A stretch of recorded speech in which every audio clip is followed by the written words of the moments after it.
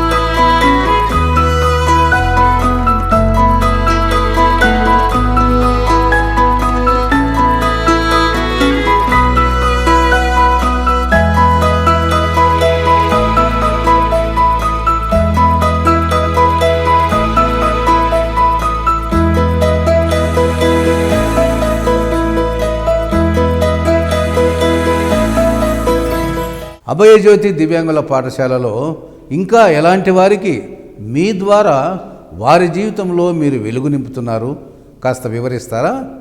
ఈ సంస్థ ద్వారా లేదా అభయజ్యోతి ద్వారా ఎవరికి ముఖ్య సేవలు అందిస్తున్నాము, లేకుంటే లబ్ధిదారులు ఎవరు అని తెలియజేయాలి. సో అది తెలియజేసే ముందు సాధారణంగా ఏ సంస్థ స్థాపించినా కూడా సమాజంలో ఉన్న ఎవరినైనా ఆదుకునేదానికి సంస్థలు స్థాపిస్తూ ఉంటాము. కానీ అన్నిటినీ ఒకేసారి తీసుకోవడం అన్నది అంత ముఖ్యమైనది కాదు, లేదా అవసరం లేనిది. కాబట్టి పెద్దల సలహా మేరకు మనకు తెలిసిన విద్యను దానినే ఉపయోగించే విధంగా నేడు బుద్ధిమాంద్యులు లేదా మానసిక దివ్యాంగులు వారికి మాత్రమే సేవలు అందించడానికి మనము కంకణం కట్టుకున్నాము నేడు. సో దానినే మన ప్రాంతంలో ఉన్న వారికి ప్రారంభ దశలో అంటే సిద్దిపేట పట్టణంలోనే ఉన్న వారికే పరిమితం అవుతూ కొంతమందినే తీసుకొని వారికి సేవలు అందించడానికి మనము ప్రిపేర్ అయ్యి సేవలు అందిస్తున్నాము. ఆ సేవలు బుద్ధిమాంద్యులు అనగా పుట్టుకతోటే మెదడు అన్నది పరిపక్వత చెందకుండా పుట్టిన పిల్లలు వీరు.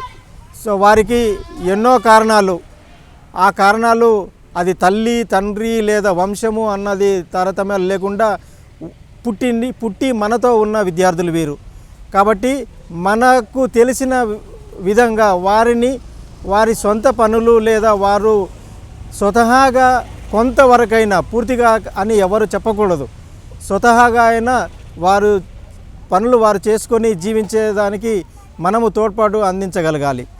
సో అందులో నేడు మన వద్ద బుద్ధిమాంద్యులు నేటి వరకు దాదాపు 165 మంది నమోదు అయి ఉన్నారు.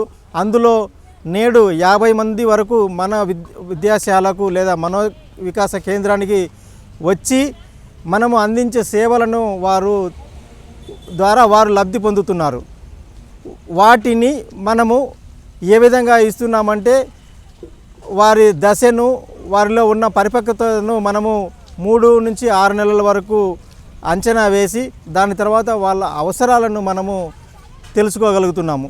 అవి తెలుసుకున్న తర్వాత వారికి మొట్టమొదటిగా మనం ఏమి నేర్పిస్తే వారు తల్లిదండ్రులకు కొంత ఉపశమనం ఇచ్చిన వారు అవుతారు, లేదా ఉపాధ్యాయులకు ఉపశమనం ఇచ్చిన వారు అవుతారు, లేదా తోబుట్టువులకు, ఇంట్లో ఉన్న తోబుట్టువులు వాళ్లకు ఉపశమనం ఇచ్చిన వారు అవుతారు అన్నది మన ఉద్దేశంగా ఉండి వాళ్లకు కాలకృత్యాలు తీసుకోవడము, వారి భోజనం వారు తినడము, లేదా ఓనమాలు అన్నది రాయగలిగి వారు తెలియజేసేది, ఒకవేళ మాటలు రాకుంటే అట్లీస్ట్ రాసి వాళ్ళు చెప్పగలిగే స్థాయికి మనము తీసుకొని రాగలగాలి.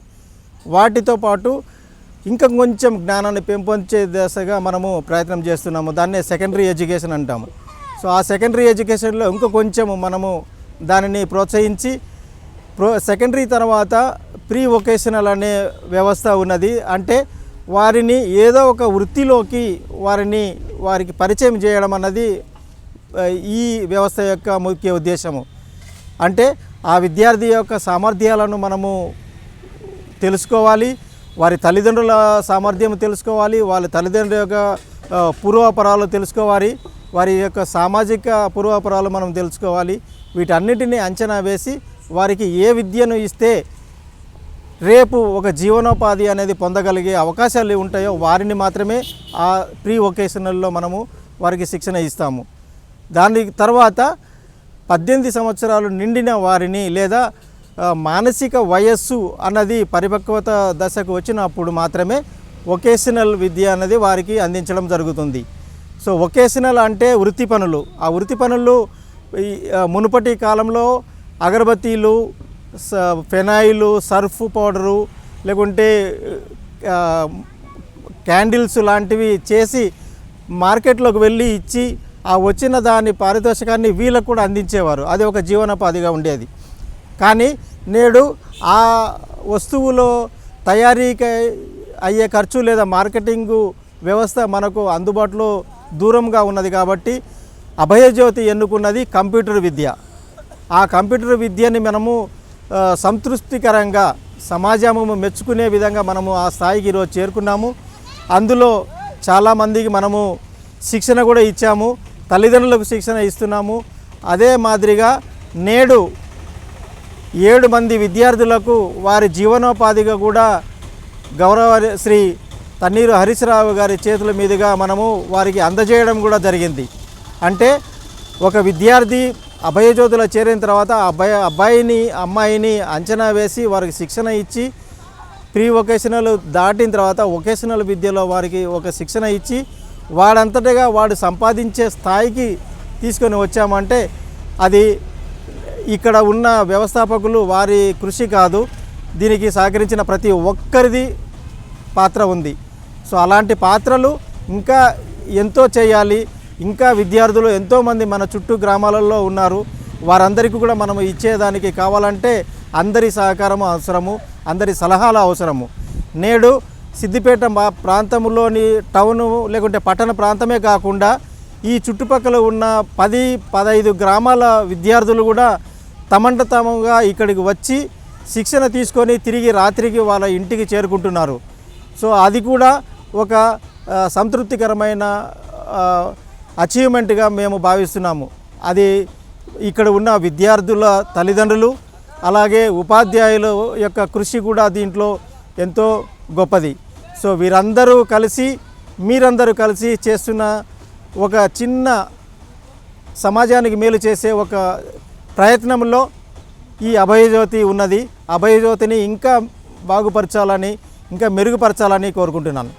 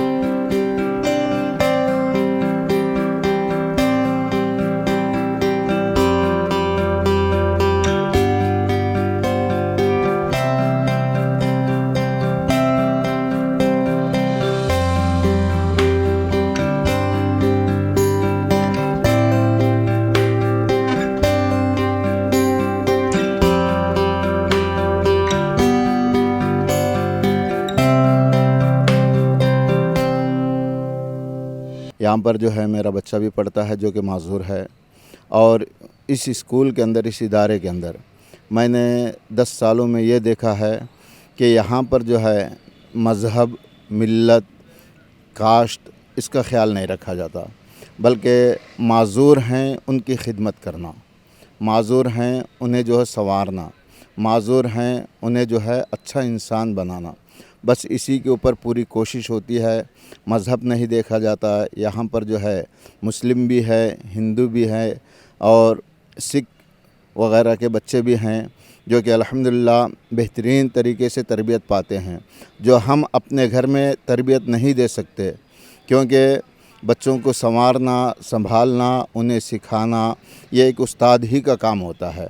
और यहाँ पर जो मैनेजमेंट है, जो यहाँ के असातिज़ा हैं, इतने बेहतर और लायक असातिज़ा हैं कि ये लोग अपने बच्चे समझ करके, चाहे वो किसी भी मज़हब से ताल्लुक़ रखते हों, उन्हें अपना बच्चा समझते हैं और उनकी तरबियत के लिए भरपूर कोशिश कर रहे हैं।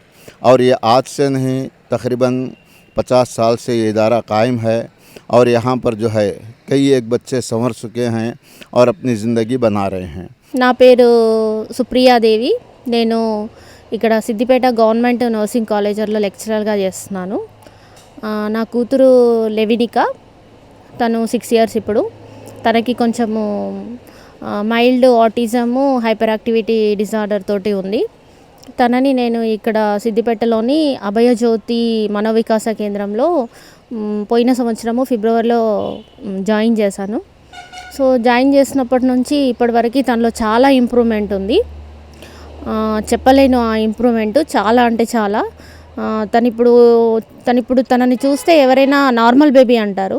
ఎవరు కూడా తనకంటూ ఒక మానసికంగా కొంచెం ప్రాబ్లం ఉంది అని ఎవరు చెప్పరు. అంతలా ఇంప్రూవ్మెంట్ నా కూతురు అయింది.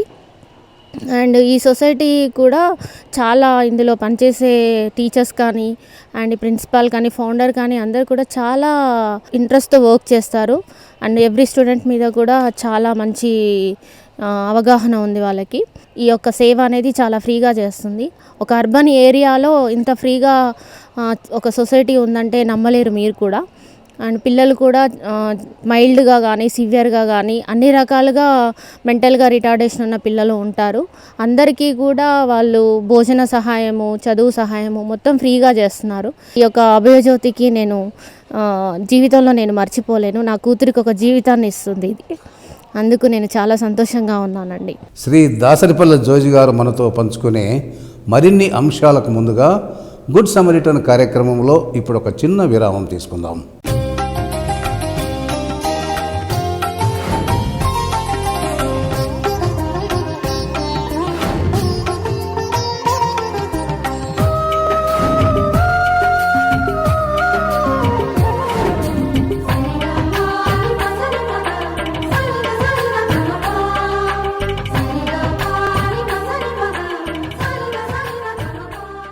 గుడ్ సమరిటన్ కార్యక్రమానికి తిరిగి స్వాగతం.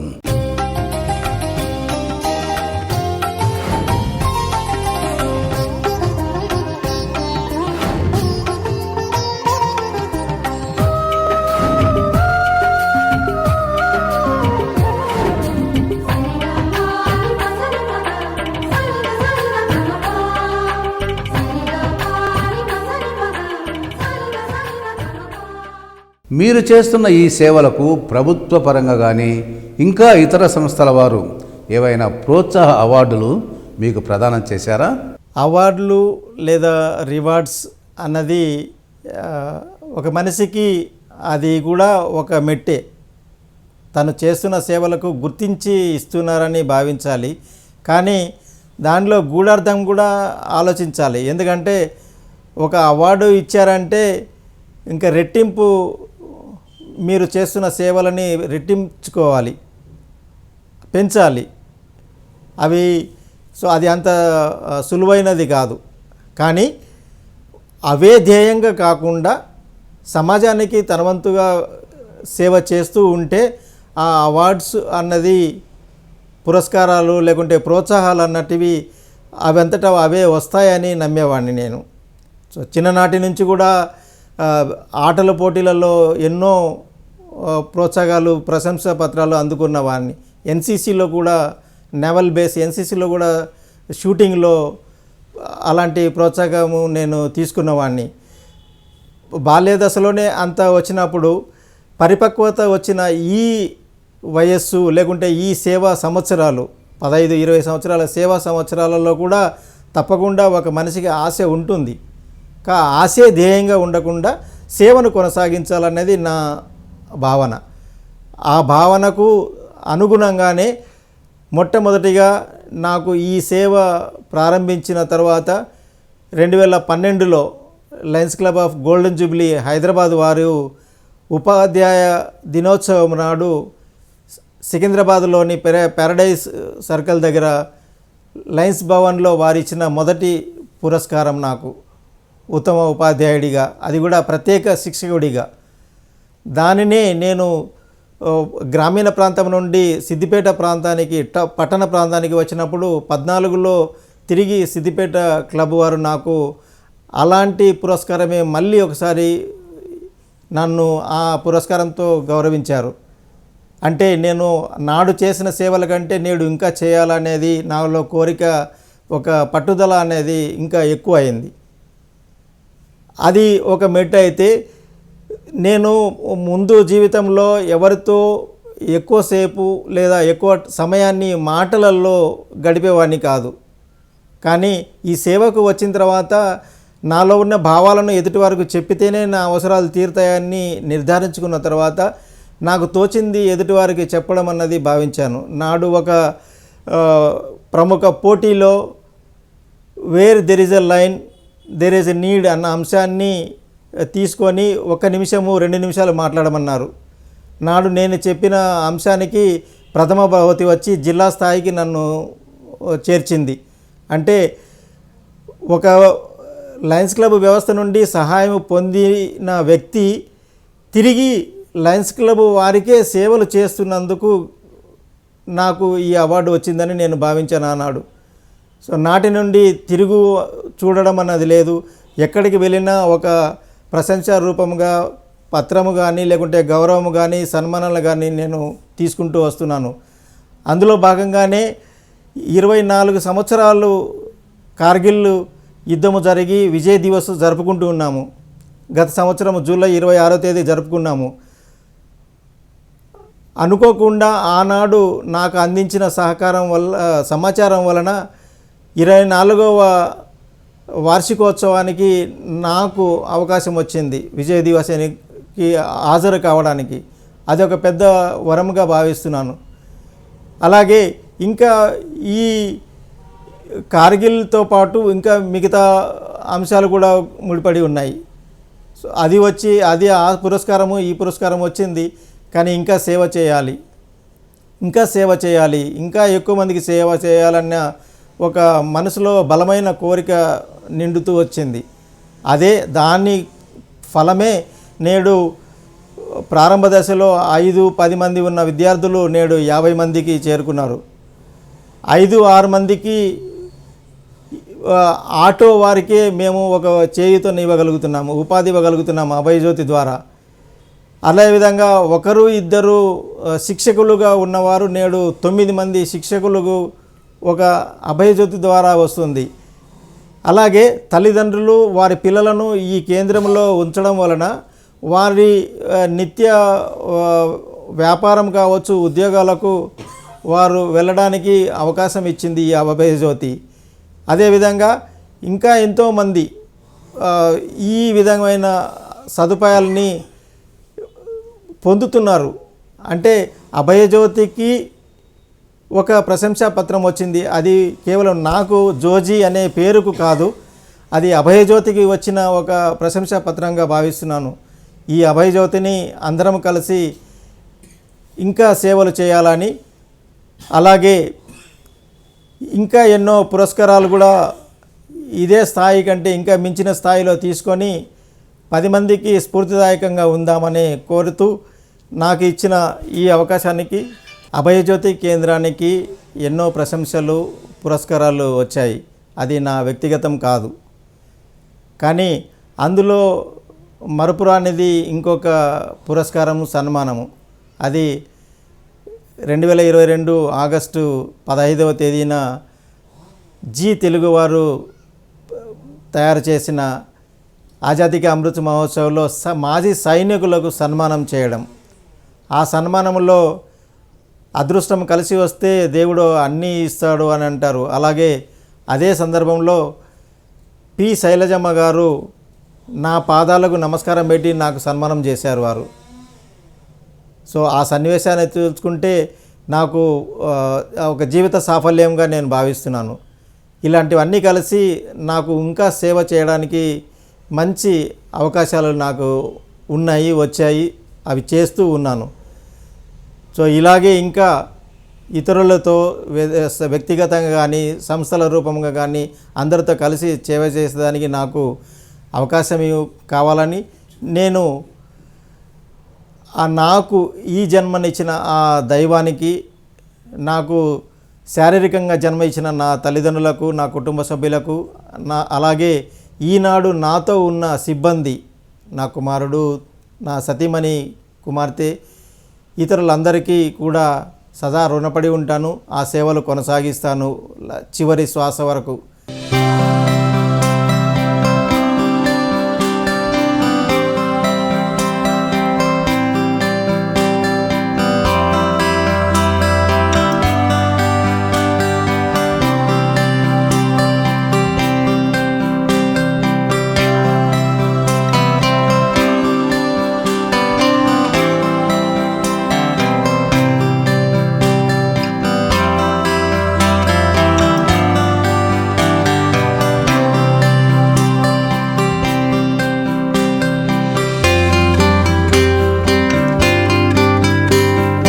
నమస్కారం అండి, నా పేరు భవాని. నేను గవర్నమెంట్ కాలేజ్ ఆఫ్ నర్సింగ్లో లెక్చరర్ సిద్దిపేటలో వర్క్ చేస్తున్నాను. నేను ఇక్కడ మా కొలీగ్ సుప్రియ మేడం వాళ్ళ పాప గురించి తెలిసి ఈ స్కూల్లో అభయజ్యోతి స్కూల్లో చదువుతుంది. తనని ఫస్ట్ స్కూల్లో జాయిన్ చేయకముందు పాపను చూశాను. నేను జాయిన్ అయినాక కొన్ని రోజులకు చూశాను. చాలా ఇంప్రూవ్మెంట్ ఉంది. అంటే టీచర్స్ కేరింగ్ కానీ, ఫౌండర్ కేరింగ్ కానీ, వాళ్ళు ఇచ్చే ఫుడ్ కానీ అన్నీ కూడా వాళ్ళ యొక్క రుగ్మతని తీసేసే పరంగా ఉంది. సో మేము ఒక నర్సెస్గా మేము చూసుంటాం చాలా మంది పిల్లల్ని, ఎంఆర్ వాళ్ళని. కానీ ఈ స్కూల్లో మాత్రం చాలా చక్కగా ఉంది. హైదరాబాద్లో కూడా మేము చాలా స్కూల్స్ చూసాము, దుర్గాబాయి దేశ్ముఖ్ హాస్పిటల్స్లో కూడా చూసాము. కానీ ఇక్కడ ఫుడ్ ఫెసిలిటీ కూడా ఉండి, చదువు కూడా చెప్పించి, ఆ అమ్మాయి ఫస్ట్ ఒకరోజు ఫోన్ నెంబర్ చెప్పింది.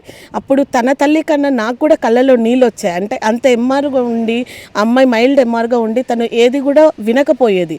అలాంటిది తను ఇప్పుడు మనం ఫోన్ మాట్లాడితే కూడా హలో అని చెప్పేసి మనల్ని గుర్తుపట్టి మాట్లాడుతుంది. అంటే టీచర్స్ కానీ ఈ ఫౌండర్స్ కానీ ఎంత కేర్ చూపెడుతున్నారో అనేది మాకు అర్థమవుతుంది. సో ఎవరైనా ఇలాంటి పిల్లలున్న తల్లిదండ్రులకు మా విజ్ఞప్తి ఏంటంటే, ఈ అభయజ్యోతి సొసైటీ ఫర్ ఎంపవర్మెంట్ పీపుల్ ఉంది, దాంట్లో ఇలాంటి పిల్లల్ని చేర్పించాల్సిందిగా కోరుచున్నాము. చూశారు కదండి, దాసరిపల్ల జోజి గారు మనతో పంచుకున్న ఎన్నో ఆసక్తిగల అంశాలు. జోజి గారు దివ్యాంగులకే కాకుండా తమ సేవలు ఇంకా ఎవరికైనా అందిస్తున్నారా? జోజి గారు చేసినటువంటి సేవలకు ఇంకా ఏమైనా గుర్తింపు లభించిందా? వచ్చే వారం జోజి గారిని అడిగి మరిన్ని విశేషాలు తెలుసుకుందాం. అంతవరకు చూస్తూనే ఉండండి మీ దివ్యవాణి టీవీ. నమస్కారం.